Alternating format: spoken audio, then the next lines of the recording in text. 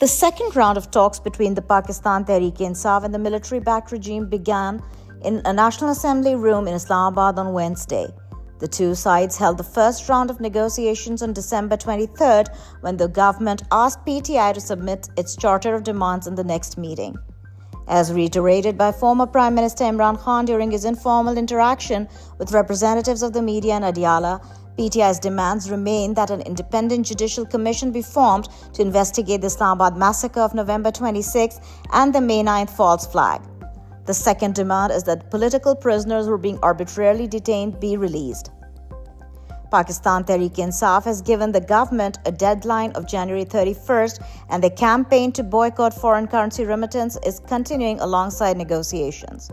Mr. Khan has said that the boycott campaign can be reconsidered if the government shows that they are serious about addressing PTI's demands. And now, we turn to a special coverage of the Islamabad massacre. It has now been 38 days since the horrific attack on unarmed protesters by Pakistani security forces. PTI has issued a list of the victims with the numbers standing at 13 people martyred, 169 injured, out of which 110 have bullet wounds. 34 remain missing. 2,544 peaceful protesters were arrested, of which 39 were discharged, 6 are on bail, and 51 were re-arrested. 24 political workers have returned home, while the status of 13 remains unknown. Pakistanis have rallied together in their resistance against unprecedented fascism and are contributing funds for bails of illegally arrested unarmed protesters, including seniors and minors. Pakistan Tehreek-e-Insaf has set up a crisis center, and anyone with information about any of the missing pro-democracy marchers is asked to call the number 0309 222 9739.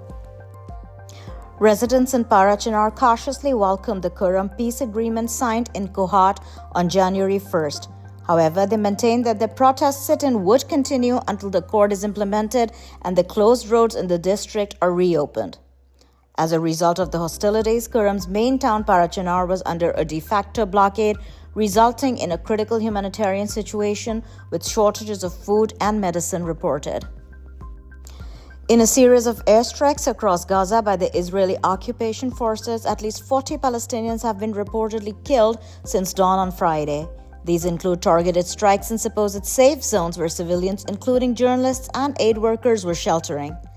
The Zionist forces killed journalist Hassan al-Kashoui in western Gaza by targeting him with a drone strike. Another journalist, Umar al-Derawi, was killed in an airstrike on his family's home in the town of Al-Zuwaida in the central Gaza Strip. The strikes have hit various locations from Jabalia camp in the north to Khan Yunis in the south, with notable casualties including the police chief and a surgeon. These actions have sparked international concern over the safety of civilians in designated humanitarian areas.